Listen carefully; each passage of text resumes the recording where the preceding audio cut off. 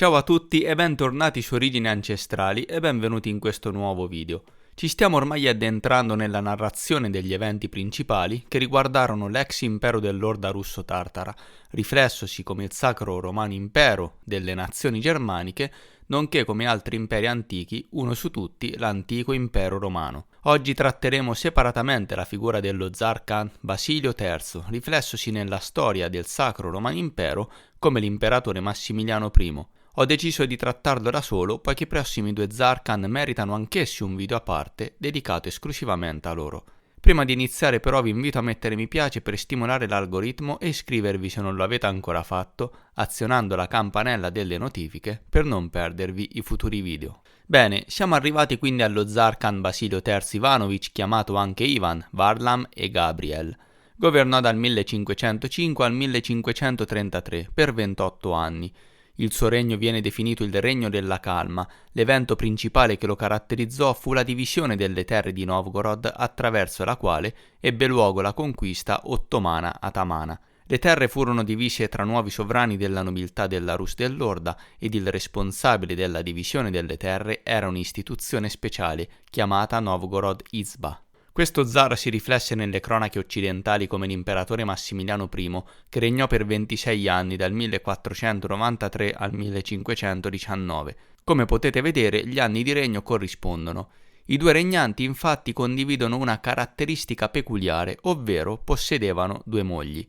La prima moglie di Basilio III fu Solomonia Saburova. Questo matrimonio venne fortemente voluto dal padre di Basilio III, Ivan III. Il matrimonio però non ebbe molto successo. La prima moglie di Massimiliano I fu Maria di Borgogna. Il matrimonio avvenne quando il padre di Massimiliano era ancora in vita, nel 1477, come per Basilio III. Nella storia degli Asburgo, inoltre, si sottolinea come per la prima moglie di Basilio III, che era una straniera, la stessa cosa riguarda Maria di Borgogna. Maria era considerata una straniera che non conosceva la lingua. Sotto alcune vecchie immagini di Massimiliano I e sua moglie, infatti, c'è scritto il re e la regina, ciascuno insegna all'altro la sua lingua nativa. Per cui in entrambi i casi la storia si ripete, ma da dove potrebbe essersi derivato il nome Borgogna? Borgogna, Burgundi, potrebbe essersi derivato dalla combinazione di Bur-Gun, e cioè Bur-Khan. I nomi Saburova e Borgogna, Burgundi, contengono la stessa radice, ossia Bur, Sa-Burova. Proseguendo con i parallelismi, apprendiamo che Basilio III imprigionò la sua prima moglie in un monastero dopo 20 anni di matrimonio. La Granduchessa si oppose al divorzio con tutte le sue forze. A Mosca si pensò che nel monastero Solomonia diede alla luce un figlio, il legittimo erede al trono. A questo punto arriviamo alla seconda moglie di Basilio III, Elena Glinskaya. I due si sposarono subito dopo il divorzio di Basilio III da Solomonia Saburova. Questi eventi, il divorzio e il nuovo matrimonio, avvengono nel 1525. Basilio III amava davvero la caccia, si ritiene che fu il primo a iniziare la caccia con i cani. La descrizione dettagliata delle cacce di Basilio III ci è stata lasciata dal diplomatico austriaco barone di Erbestein, che descrive la profonda impressione avuta dagli stranieri nei confronti della caccia fatta dagli zar Khan russi. In seguito si riporta che Basilio III si ammalò mortalmente proprio durante una battuta di caccia autunnale vicino a Volokolamsk, quindi la sua morte è associata alla caccia. Torniamo ora a Massimiliano I. Come già detto, anche lui ebbe due mogli. La prima era Maria di Borgogna, in questo caso però non avvenne un divorzio. Maria di Borgogna infatti era incinta, ma cadde da cavallo, partorì e morì subito dopo. Diede quindi alla luce l'erede al trono. A questo punto Massimiliano I sposò Bianca. Anche in questo caso la separazione dalla prima moglie e il matrimonio con la seconda avvennero nello stesso anno, nel 1494. Fin qui i due racconti coincidono, anche se alcuni dettagli sono diversi. Anche Massimiliano I amava molto la caccia. Si riporta infatti che il re era buono ma pescava continuamente. In questo caso quindi si riporta dell'amore per la pesca e lo si sottolinea in modo marcato. Inoltre lo storico Oscar Jäger riporta che l'attività mentale di Massimiliano I era pari alla sua attività fisica, eccelleva nelle gare di corsa e di tiro con l'arco. Entrambi, Basilio III e Massimiliano I, condividevano anche l'amore per i libri. Basilio III amava molto i libri e aveva studiato teologia. aveva un segretario scrittore personale. Questo Zarkan prestò molta attenzione alla biblioteca reale. Si racconta che vide molti libri spirituali greci, raccolti in parte dagli antichi granduchi, in parte portati a Mosca da Sofia e giacenti nella polvere senza alcuna utilità. Basilio III ebbe quindi l'idea di tradurre questi libri in slavo e iniziò la ricerca di un traduttore. Venne scelto Maksim il Greco, nato in Grecia ma cresciuto nell'istruita Europa occidentale. Studiò poi a Parigi, viaggiò molto a Firenze e conosceva diverse lingue. Acquisì conoscenze straordinarie nelle migliori università e venne accolto da Basilio con eccellente misericordia. Maksim il Greco tradusse il Salterio esplicativo e la sua versione venne approvata dalle autorità ecclesiastiche russe. Questa traduzione rese Maksim il Greco il preferito del Granduca, tanto che i due non si separavano mai e parlavano quotidianamente di oggetti di fede. Maksim scrisse molte opere, in particolare il racconto dell'eresia di Lutero, che esprimeva il punto di vista ufficiale di Mosca sul luteranesimo emergente in Germania. Quindi, sotto Basilio III ci fu un segretario erudito che conosceva molte lingue, comunicava costantemente con lo Zarkan ed esprimeva nelle sue opere la visione generale degli eventi moderni. A differenza degli altri Zarkan, infatti, Basilio III venne raffigurato con in mano un libro invece che con lo scettro ed il globo crucigero. Questa caratteristica è unica, in quanto solo Basilio è raffigurato in questo modo, sottolineandone l'amore per il sapere. Stessa cosa l'apprendiamo su Massimiliano I. Anche lui amava molto i libri, aveva studiato teologia e scriveva lui stesso delle opere letterarie. Anche lui aveva un segretario scrittore personale. Massimiliano I apprese a suo vantaggio molti semi della cultura moderna, parlava correntemente altre lingue oltre il tedesco, come il latino, il francese e l'italiano. Si impegnava direttamente in varie scienze, teologia e medicina. Fu attratto anche dalla fama letteraria e dettò al suo segretario personale le più belle note in latino, poi riviste in tedesco con il titolo Il Re Bianco. Il noiosissimo poema cavalleresco Der Tweerdank fu considerato sempre scritto su origine di Massimiliano I o comunque su suggerimento. Cerchiamo ora di capire dove possa essersi originato il nome Maximilian. Notiamo subito una somiglianza interessante con il nome dell'erudito segretario di Basilio III, ovvero Maksim il Greco. Lo stesso nome Massimiliano, ovvero Maksim Ilian, significa proprio Maksim il Greco, per cui Massimiliano, Maksim Ilian e Maksim il Greco sono lo stesso nome. Ilian infatti, cioè Elin, significa greco.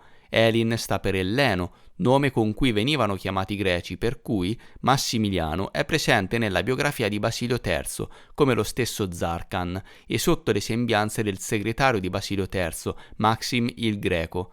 Ecco quindi da dove nasce la figura dell'imperatore del Sacro Romano Impero. Ulteriori dettagli della vita di Basilio III e quindi di Massimiliano I ci arrivano da altri riflessi presenti nella storia russa stessa. Basilio III infatti si è riflesso a sua volta nello Zarkan Vladimiro Basilio il Monomaco. Notiamo la somiglianza molto forte nei nomi ed anche nella storia. Basilio era il nome divino di Vladimiro il Monomaco. Anche lui, come le sue controparti, amava molto la caccia. Questo si evince anche nel suo scritto intitolato Istruzioni, dove testimonia il suo ardente amore per la caccia. Spesso catturava animali e con le sue stesse mani prendeva cavalli nelle fitte foreste. 2 volte è stato colpito dalle corna di un bufalo e quelle di un cervo. Un alce lo calpestò con i piedi, un cinghiale gli strappò la spada dal fianco e un orso gli morse la sella. Addirittura una volta una bestia feroce si precipitò addosso a Basilio III facendolo cadere sotto il cavallo. Una volta si ruppe la testa e si ferì alle braccia e alle gambe. Questa è una descrizione personale di Vladimiro il Monomaco, e cioè Basilio III, tradotta dallo storico russo Karamzin. Il nome Monomaco può essere tradotto dal greco con combattente. Questo aggettivo è lo stesso che sta alla base del nome Israele, che significa infatti combattente di Dio. Quindi il soprannome dello Zarkan russo Basilio III era Israele. Questo fatto corrisponde perfettamente con le ricostruzioni in chiave nuova cronologia che identificano l'antico regno di Israele come l'impero russo-tartaro. Originariamente il nome Israele era attribuito genericamente ai re Zarkan dell'impero mongolo. Nelle fonti ecclesiastiche tutto l'impero dell'Orda russa, ovvero la Tartaria, era chiamato con lo stesso nome di Israele. Anche per Vladimiro il Monomaco si viene a sapere della sua passione per i libri e della scrittura. e fu l'autore di un'opera letteraria sopravvissuta fino ad oggi, e cioè Insegnamento di Monomaco. Il nome di Vladimiro il Monomaco è associato inoltre al famoso palazzo reale nella cattedrale dell'Assunzione del Cremlino di Mosca.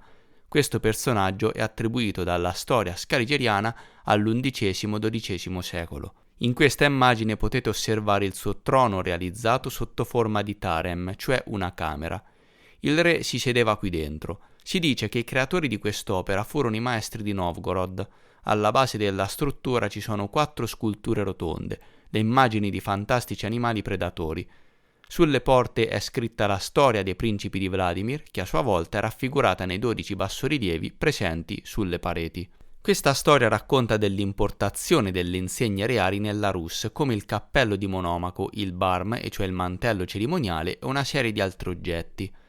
Questa leggenda venne creata a cavallo tra il XV e il XVI secolo, guarda caso proprio quando visse l'originale Basilio III. Si ritiene inoltre che la piazza dello zar sia stata realizzata nel XVI secolo, presumibilmente per Ivan il Terribile nel 1551. Peccato che la datazione del 1551 non sia raffigurata da nessuna parte, pertanto molto probabilmente questa piazza venne costruita 20 o 30 anni prima di Ivan il Terribile, e quindi al tempo di Basilio III, e quindi Vladimiro il Monomaco. Questa storia ci porta al collegamento con il Kasendom di Spira. Il cronografo luterano del XVII secolo riporta riguardo a Massimiliano I che il suo Kasendom si trovava a Spira e fu costruito nell'anno di Cristo del 1495. Si tratta di una notevole struttura di questa camera. Oggi si ritiene che si stia parlando della città odierna di Spira in Germania. Tuttavia, alla luce di quanto scoperto finora, stiamo parlando proprio del famoso palazzo reale nella cattedrale dell'Assunzione nella Rus. La camera di Massimiliano I è quindi il trono Tarem di Basilio III, alias Vladimiro il Monomaco, nel Cremlino di Mosca.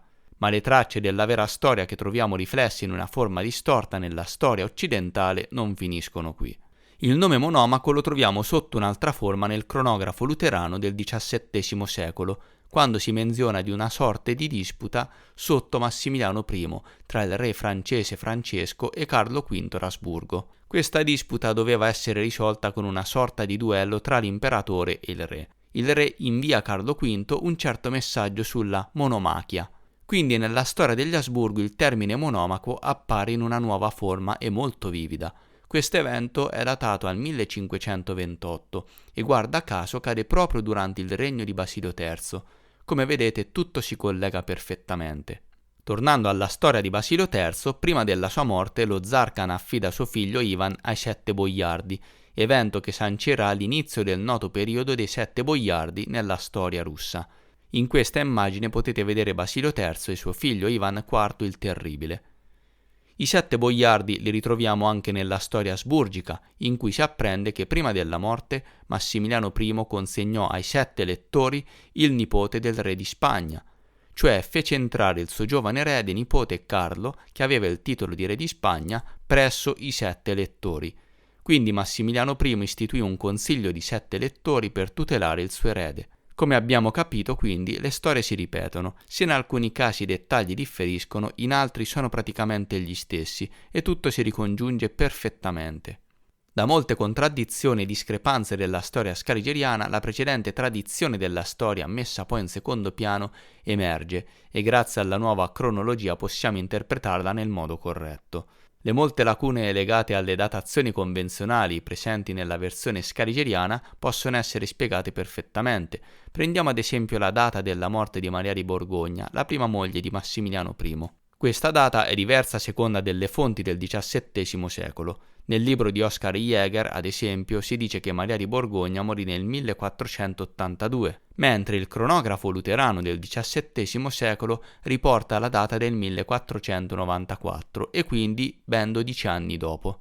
Come mai tutte queste discrepanze? Nel quadro della storia scarigeriana risultano inspiegabili, poiché quantomeno esistevano delle registrazioni dinastiche continue.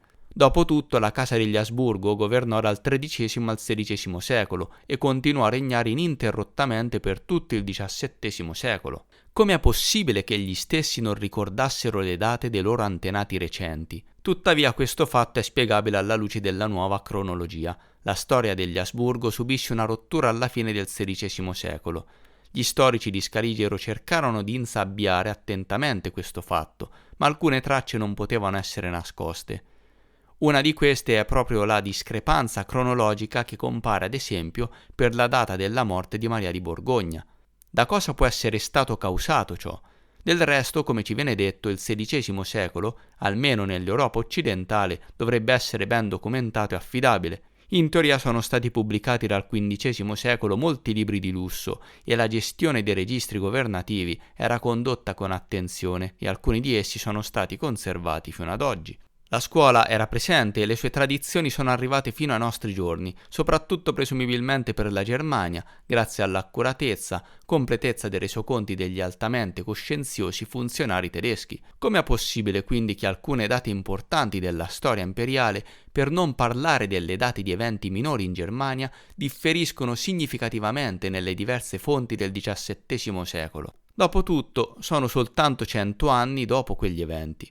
La nuova cronologia può rispondere a questa domanda. Siamo nel periodo in cui ci furono grandi disordini, ci fu una profonda spaccatura nell'impero dell'Orda russa, e cioè la Tartaria, da cui derivò una grande divisione politica che portò alla rivoluzione e quindi alla riforma.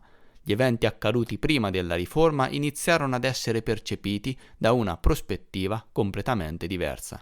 Nell'Europa riformista e non solo ebbe inizio la distruzione di massa dei documenti e questo portò ad incoerenze e alla perdita del chiaro orientamento cronologico persino degli eventi vicini a cronisti del XVI secolo, figuriamoci per le epoche ancora precedenti. Inoltre nella storia di Scaligero del XVII secolo, se fosse corretta, le date di vita e di morte dei regnanti non sarebbero state dimenticate dopo pochi decenni. Prima di salutarci è opportuno considerare anche quanto segue. Abbiamo notato più volte che i cronisti dell'Europa occidentale non sempre immaginavano nel modo corretto i dettagli degli eventi che si svolgevano nella lontana metropoli del grande impero. Nel descrivere gli eventi del regno di Massimiliano I appaiono davvero molto confusi. La descrizione di questa incisione del XVI secolo ci dice: l'imperatore Massimiliano I riceve gli ambasciatori, tra cui un russo. Qui l'imperatore è raffigurato come una donna, forse sotto il nome Maximiliana in questo caso è rappresentata la moglie di Basilio III, forse si tratta di Elena Glinskaya. La seconda moglie di Basilio III la conosciamo nella storia della Bibbia come la famosa regina Gesabele. Tuttavia alcuni autori dell'Europa occidentale, lontani dalla corte imperiale, a quanto pare confusero e trasferirono il nome Massimiliano da Basilio III alla zarina Elena Glinskaya. Di conseguenza alcuni artisti iniziarono a presentare Massimiliano come una donna. Se prima abbiamo detto che il nome Maxim Ilian o Maxim Elin significava Maxim il greco, questo nome potrebbe essere anche una leggera distorsione del termine grande Elena, scritto Maxim Ilian. Sappiamo che Maxim significa grande e quindi grande Ilian Elena. Dietro a questo nome quindi potrebbe esserci stata la zarina Elena Glinskaya, la grande regina. Oltre a questo bisogna sottolineare la curiosità interessante riportata dallo storico Kudryavtsev, che ci riporta il fatto che in Europa tentarono di continuare a osservare il fatto del riconoscimento da parte dell'imperatore del Sacro Romano Impero della dignità imperiale del governo di Mosca. Allo stesso tempo, nel documento prefinale, firmato dallo stesso Massimiliano I, Basilio III aveva il titolo di Kaiser nella versione latina, che sappiamo significare imperatore, che in russo si dice zar. Per cui nella storia di Scaligero ci sono tracce del fatto che gli Asburgo erano alleati di Mosca e si consideravano i fratellini degli Zarkan di Mosca. Ma queste tracce non finiscono qui. Esiste un interessante documento datato presumibilmente al XVI secolo, forse in realtà attribuibile al XVII secolo, descritto nel trattato di Johann Fabri. Si tratta di un frammento di una lettera del 1525 dell'imperatore Carlo V e Basilio III che si presume sia caduta accidentalmente nelle mani dell'editore. in cui il sovrano dei Moscoviti viene chiamato imperatore, signore di tutti i Ruteni e come fratello maggiore e caro amico. Quindi Carlo V chiama Basilio III come fratello maggiore, venendogli attribuito quindi un primato rispetto all'imperatore del Sacro Romano Impero, che come sappiamo era generalmente considerato il più alto tra tutti i monarchi europei. Ovviamente agli storici non piace parlare molto di questa lettera, non gli piace proprio affatto. Ad un certo punto decisero proprio di dimenticarla e nella seconda pubblicazione del Trattato di Fabri venne proprio messa per capriccio degli editori. Probabilmente il suo contenuto non era adatto a molti in Europa. Ovviamente sappiamo che gli imperatori asburgici, per come li conosciamo, non sono mai esistiti, essi erano gli stessi Zarkan dell'Orda sulle cronache occidentali. Inoltre non sono pervenuti gli originali di quelle lettere, sono presenti solo testimonianze nelle pubblicazioni del XVII secolo. Molto probabilmente però forse si trattava di lettere mandate da diversi regnanti occidentali ancora vassalli dell'impero e nella nuova cronologia un appello così rispettoso in Occidente agli zar russi è del tutto naturale. I regnanti che governavano in Occidente per conto degli zarkan dell'Orda potevano essere alcuni di essi davvero imparentati con gli zar mongoli. In altri casi invece le parole fratello maggiore potevano essere usate in senso figurato per sottolineare l'anzianità dello Zarkan russo rispetto al governante dell'Europa occidentale e non solo. Per finire, guardate questa incisione dell'Europa occidentale del 1775, chiamata l'Unione della Rus con l'imperatore Massimiliano. Questa incisione fu disegnata nel XVIII secolo, quando Basilio III, sulle pagine di storia di Scaligero, si era già diviso in due sovrani, Basilio III e Massimiliano I. Risulta evidente che gli abiti degli ambasciatori russi e di Massimiliano I sono raffigurati in modo quasi identico, con maniche molto larghe e lunghe. Ciò non sorprende affatto alla luce di quanto detto finora. Inoltre possiamo ricavare un ulteriore spunto interessante da questa immagine. Notiamo che l'equipaggiamento di un guerriero russo del XVI secolo è formato solo da armi da mischia. Ci dicono infatti che i cosacchi dell'Orda combattevano solo con sciabole, mazze, asce, archi e frecce. Per qualche strana ragione moschetti, pistole, archibugi e tromboni non vengono mostrati. Questo è naturale nell'ottica della versione scaligeriana. In realtà però non è così. I cosacchi erano un esercito altamente voluto e possedevano un arsenale da far impallidire chiunque. Possedevano a tutti gli effetti cannoni, moschetti, pistole, eccetera. Questa caratteristica dell'esercito dell'Orda russa venne rubata e trasferita all'esercito di Massimiliano I, che possedeva infatti un enorme arsenale di cannoni. Come vedete, qualche traccia rimane sempre e riunendo assieme i due personaggi tutto torna alla normalità. I potenti arsenali imperiali dell'impero mongolo dei Khan dell'Orda, ovvero la Tartaria, si trovavano sia nella Russia dove furono inventati ed anche nelle numerose province anche dell'Europa occidentale. Bene amici, siamo arrivati alla fine di questo video. Nella prossima occasione andremo a conoscere nello specifico proprio Elena Grinskaya. Per il momento vi auguro buon proseguimento e ci vediamo alla prossima. Grazie ancora e a presto.